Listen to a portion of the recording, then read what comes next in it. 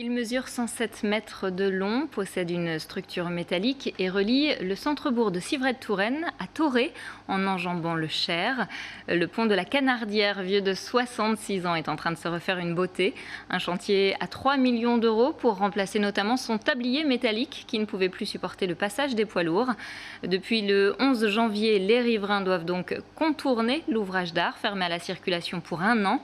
Le point sur l'avancée de ce chantier avec Romain Delville. Inauguré le 31 juillet 1955, le pont de la Canardière à Civray connaît ses derniers jours, ses dernières heures au-dessus du Cher.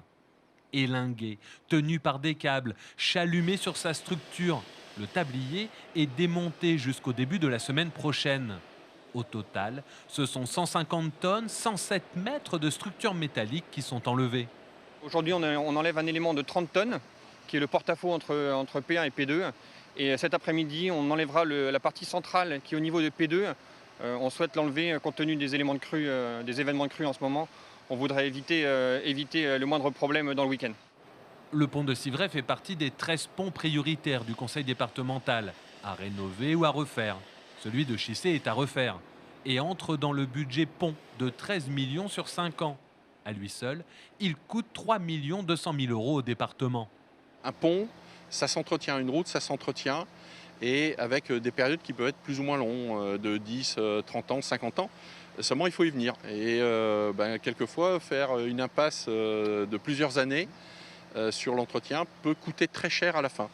Donc c'est bien la volonté qu'on a eue, c'est de dire où en sont nos ponts. Le diagnostic étant fait, eh bien, notre plan pluriannuel fixe les travaux à réaliser, on le fait.